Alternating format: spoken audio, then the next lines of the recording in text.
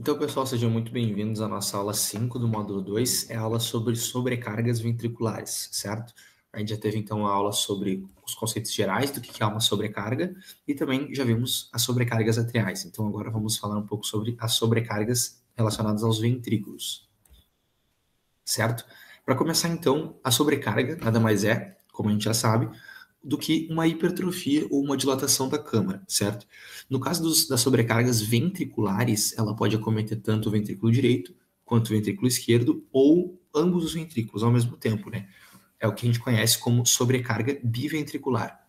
Quando a gente está falando especificamente da sobrecarga ventricular esquerda, né, a gente vai ter dois tipos principais, que é a sobrecarga sistólica e a sobrecarga diastólica. A sobrecarga sistólica, ela é uma sobrecarga de pressão, enquanto a sobrecarga diastólica, ela é uma sobrecarga de volume. Como assim? Bom, a sobrecarga de pressão, a sobrecarga sistólica, ela acontece quando o coração ele tem que vencer uma pressão muito alta na circulação sistêmica, certo? Então, ele tem que fazer mais força do que ele normalmente deveria fazer para empurrar o sangue que está dentro dele para fora, certo? Enquanto a sobrecarga de volume é uma sobrecarga em que o ventrículo ele se enche demais. Então, o volume ele está muito aumentado e isso acaba sobrecarregando o coração, o ventrículo específico, certo? A sobrecarga de pressão, sobrecarga sistólica, ela tem algumas etiologias principais, entre elas a estenose aórtica, né? E a hipertensão arterial sistêmica. Por que que elas são, como é que elas se correlacionam com a sobrecarga sistólica, a sobrecarga de pressão que eu expliquei? Bom, quando a gente tem a estenose aórtica ou a hipertensão arterial sistêmica, a gente tem, no primeiro caso ali da estenose, uma diminuição do orifício de saída pela qual o sangue vai sair do ventrículo esquerdo e ir para a circulação sistêmica, né, pela aorta e seguir pelos vasos. Então, se o sangue ele tem um orifício menor pelo qual ele tem que passar, mas ele tem que continuar passando na mesma quantidade para que a gente não tenha uma hipovolemia, né, uma hipotensão, o coração ele tem que fazer mais força para que nessa mesma quantidade de sangue passe pelo um orifício menor, né? Então, o coração ele acaba fazendo mais força do que o normal na estenose aórtica e acaba se hipertrofiando, se sobrecarregando. A hipertensão arterial sistêmica é o mesmo pensamento. Existe uma pressão muito grande no local onde o sangue que está dentro do coração tem que ir. Então, o coração ele acaba tendo que fazer mais força para empurrar o sangue que está dentro dele para a periferia, certo? Quando a gente está falando de sobrecarga diastólica, né, sobrecarga de volume, é quando o coração ele se enche excessivamente. E as principais etiologias que estão relacionadas com essa condição clínica são a insuficiência mitral e a insuficiência aórtica. Por que isso acontece? Porque nesses casos, essas duas válvulas, elas estão, como o nome diz, insuficientes. Então, se o trabalho delas, a função delas é não permitir que o sangue volte, e nesse caso, como elas são insuficientes, o sangue acaba voltando, o ventrículo ele acaba sendo sobrecarregado por volume, né? Ele fica mais cheio do que ele deveria estar, e isso causa, então, uma sobrecarga, uma hipertrofia, uma dilatação, certo? Então, como é que essas sobrecargas elas vão alterar o nosso eletrocardiograma? Bom, essas alterações elas são estruturais, bioquímicas e elétricas. As alterações estruturais, como a gente comentou, as sobrecargas elas vão causar uma hipertrofia ou uma dilatação da câmara, isso faz com que a gente tenha mais células musculares, né, para serem despolarizadas, sofrerem a atividade elétrica cardíaca. E o que isso reflete no eletrocardiograma? Isso reflete que a gente precisa de mais eletricidade passando por ali. Isso já linka, então, com as alterações elétricas. A gente tem que ter mais eletricidade passando por um ventrículo sobrecarregado, porque ele possui mais células que precisam ser despolarizadas. Logo, as amplitudes das ondas e às vezes até a duração delas, como a gente já viu, por exemplo, nas sobrecargas atriais, vão ser alteradas, certo? A gente também tem alterações bioquímicas, né? Porque quando a gente tem uma hipertrofia do músculo, a gente tem uma menor concentração de moléculas e organelas citoplasmáticas também, que são responsáveis pela transmissão do impulso elétrico. Então, esse impulso elétrico vai ser alterado e o eletrocardiograma também vai acabar sendo alterado. Só que o eletrocardiograma, ele tem dois pontos importantes. Quando a gente está tratando de sobrecargas ventriculares, o eletrocardiograma, a gente tem que saber que o eletrocardiograma é um tipo de exame que tem uma sensibilidade baixa, ou seja, é muito difícil detectar sobrecargas ventriculares, certo?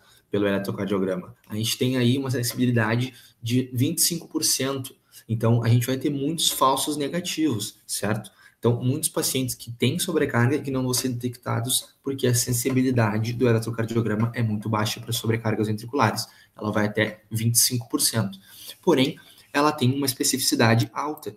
O que significa isso? Que significa que os resultados do eletrocardiograma que são positivos para sobrecargas ventriculares, na maioria das vezes, na grande maioria das vezes, né, eles têm uma alta especificidade, então mais de 90% das vezes esses positivos para sobrecargas ventriculares são verdadeiros positivos, certo? Então é muito difícil que tenha falsos positivos no eletrocardiograma para sobrecargas ventriculares. Porém, é muito comum que tenha falsos negativos porque a sensibilidade é baixa. Então, vamos começar falando um pouco sobre sobrecarga ventricular esquerda, certo? A sobrecarga ventricular esquerda, do ventrículo esquerdo, ela vai causar 3 principais alterações no eletrocardiograma. A gente vai ter alterações relacionadas à amplitude do complexo QRS, certo? Que é o componente da onda responsável pela despolarização dos ventrículos. A gente vai ter também um formato de onda que a gente conhece como anormalidade STT, ou padrão de strain ventricular, que a gente vai ver também. E o eixo pode estar desviado para a esquerda, porque o ventrículo esquerdo hipertrofiado vai fazer com que venham cada vez mais cargas na sua direção e, portanto, o eixo elétrico cardíaco vai estar mais desviado para a esquerda do que normalmente ele já é, né? Ele fica ali no quadrante inferior esquerdo e quando a gente tem hipertrofia ventricular esquerda, ele pode subir até mais, pode ficar lá no quadrante superior esquerdo, certo? Normalmente ele é no quadrante inferior esquerdo. Então, vamos começar vendo o que é essa anormalidade STT, ou padrão de strain ventricular. Strain do inglês é tensão, certo? Então, é um músculo cardíaco do ventrículo que está tensionado e isso vai gerar esse padrão de onda que a gente conhece como anormalidade STT. É uma anormalidade de repolarização. A gente chama de anormalidade de repolarização porque ela envolve a onda T, certo? Vou mudar a cor aqui do pointer. Se a gente ver, a gente vai perceber que essa anormalidade, ela baseia-se primeiramente no infradesnivelamento do segmento ST, ou seja, a porção que vai da onda S até o início da onda T, ela deveria estar aqui onde eu desenhei, certo? Porém, ela está para baixo. Quando ela desce, é o que a gente conhece como infradesnivelamento do segmento ST, ou infra de ST, certo?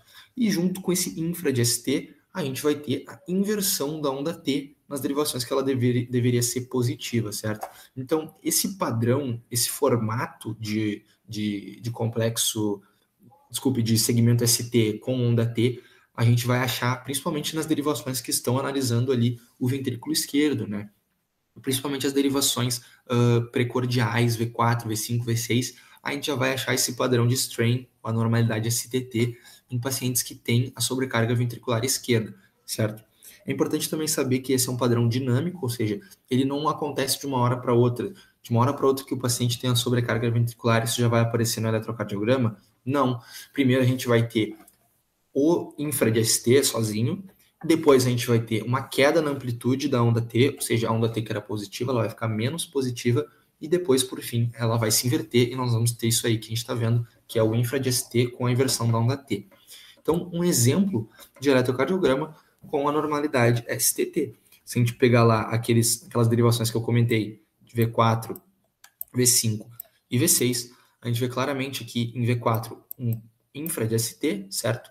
E aqui o ECG está ameaçando ter uma inversão de onda T, né?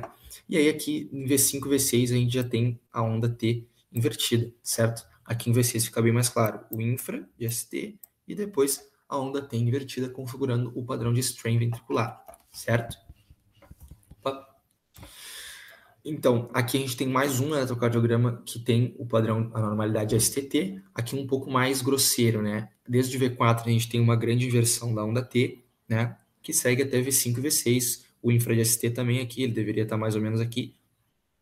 Ali, o segmento ST e ele está infradesnivelado. Então, aí, 2 exemplos de anormalidade STT, sempre em derivações que estão analisando o ventrículo esquerdo, que é o que deve estar hipertrofiado nesses casos, né? Agora, então, falando um pouco sobre as alterações de amplitude do QRS, certo? A gente tem alterações de amplitude, porque, como eu comentei, a gente tem mais cargas elétricas passando pelo ventrículo esquerdo hipertrofiado. Então, os complexos QRS, eles vão ser maiores.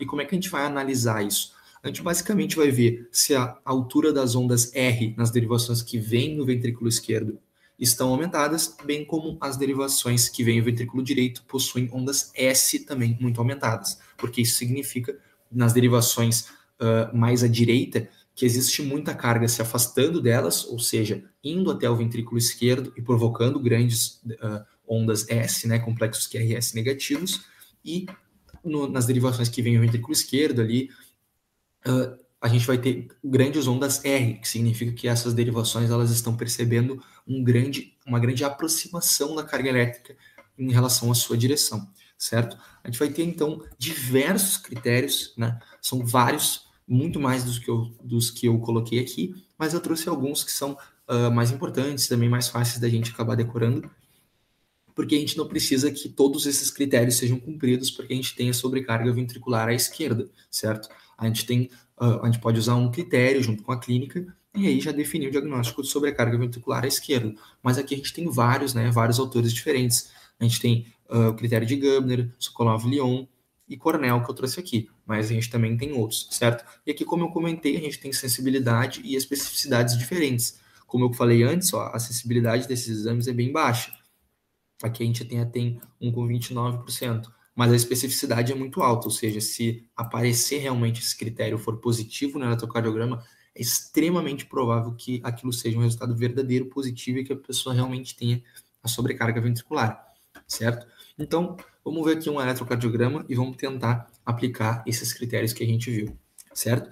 Se a gente pegar aquele primeiro ali, critério de Gubner, ele fala que a onda R na derivação D1 mais a onda S na derivação D3, se forem maiores do que 25 milímetros, essa soma, isso diz que é uma sobrecarga ventricular. Então, vamos pegar ali. A onda R na derivação D1, ela tem aproximadamente, ó, a gente fechou 3 quadradões e tem mais um pouquinho. Então, vamos dizer que tem ali 17 centímetros. Somado com a onda S na derivação D3, a gente tem 1, 2, 3, mais de 3 quadradões também dá mais de 15 centímetros, com esses 16, 17 que a gente falou ali, então dá 31 milímetros, né? Desculpa, milímetros, não centímetros. E aí o critério de Gubner diz que maior do que 25 milímetros já é compatível com sobrecarga ventricular. Então a gente já bateu o critério de Gubner.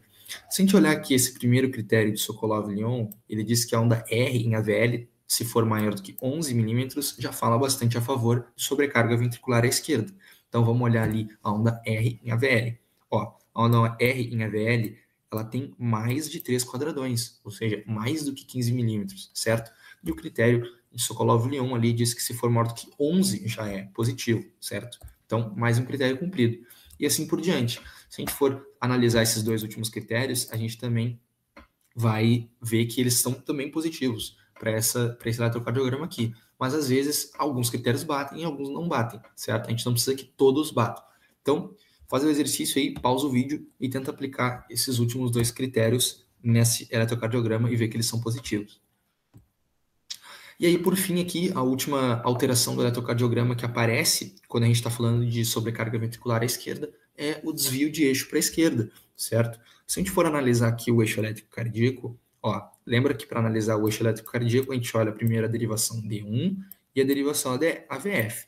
O eixo cardíaco ele tem que ser positivo, o complexo QRS tem que ser positivo na derivação D1 e também positivo na derivação AVF, porque isso significa que o eixo elétrico cardíaco está ali no quadrante inferior esquerdo.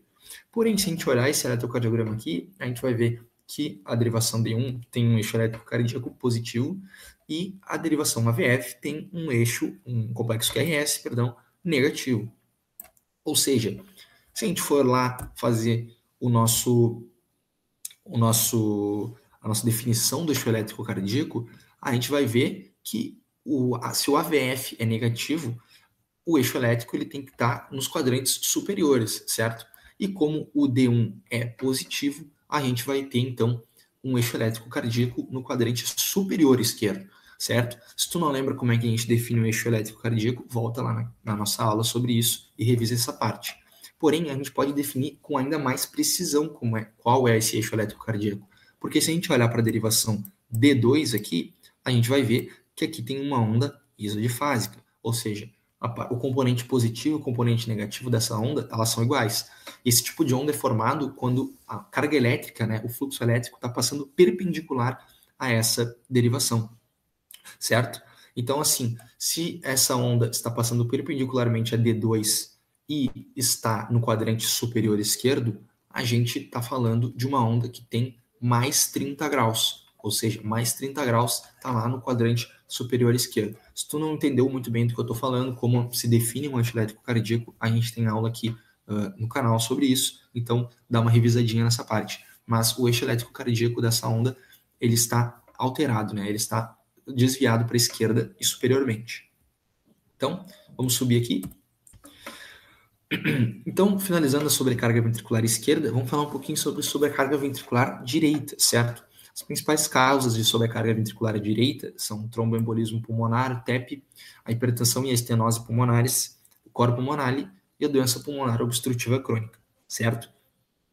Como é que funciona a sobrecarga ventricular à direita, perdão? A sobrecarga ventricular à direita, ela pode ocorrer de duas formas. Ela pode hipertrofiar o ventrículo direito de uma maneira anterior, que é o que a gente vai estudar mais a fundo, e uma maneira posterior, ou seja, o ventrículo direito ele pode dilatar só a sua parte anterior ou a sua parte posterior, certo? E aí, quando ele dilata a parte posterior, ele causa uma rotação no coração que é um pouquinho mais complexa e um pouquinho mais incomum de estudar e estudar as alterações eletrocardiográficas quanto a isso. Então, a gente vai estar deixando de lado, vamos estudar a sobrecarga ventricular à direita, que tem uma sobrecarga que a gente chama de alça anterior, ou seja, ela se dilata para frente, certo? Que é o mais fácil de pensar, que tem a maioria dos casos e que também é um pouco mais lógico, certo? Então, vamos focar aqui só na parte da esquerda dessa imagem, que é a dilatação da alça anterior do ventrículo direito, mas fica aqui a menção a esse caso aqui, que também existe dilatação de alça posterior, caso alguém queira estudar mais a fundo essa parte, certo? Então, se a gente pegar aqui o coração normal, isso aqui é uma vista de cima, certo, de um corte do coração, e a gente vê aqui a derivação V1 até a derivação V6. A gente sabe que no coração normal, a gente vai ter complexos QRS negativos nas derivações iniciais, precordiais, ali V1, V2, depois ele vai ficar exodifásico e por fim ali em V4, V5, V6, ele já é um complexo QRS assim, como está mostrado na imagem, que é positivo, porque essas derivações finais ali do precórdio estão analisando o ventrículo esquerdo e o ventrículo esquerdo é para onde fica o eixo elétrico cardíaco, né? Nessa imagem fica mais ou menos assim. A gente tem que lembrar também que o ventrículo esquerdo ele é uma estrutura lateral esquerda e também posterior, né? Um pouco mais posterior. O ventrículo direito é uma estrutura anterior na caixa torácica, certo? Então, quando a gente bota derivações aqui V1, V2, elas estão assistindo um afastamento da atividade elétrica em relação a si, porque o ventrículo esquerdo puxa todo o eixo elétrico cardíaco praticamente, porque tem muito mais massa que o ventrículo direito.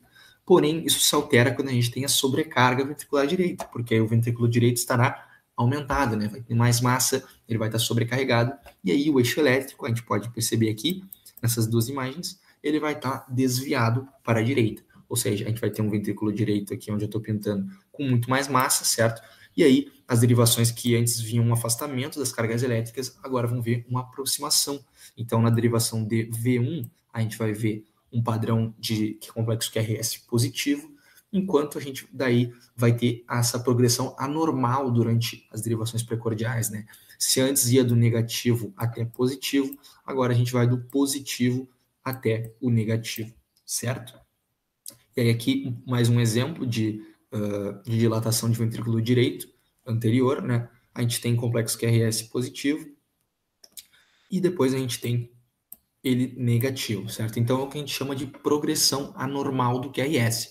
São uma das duas principais alterações do eletrocardiograma que a gente vai identificar em sobrecarga ventricular direita, que são, como eu comentei, a progressão anormal do QRS nas derivações precordiais, então ao invés de negativo para positivo, ela vai de positivo para negativo, e o desvio do eixo para a direita, né? Essa progressão anormal é uma consequência do desvio do eixo para a direita. Então, vamos analisar aqui, como a gente já viu, a gente tem critérios de amplitude, né, para verificar essa progressão anormal.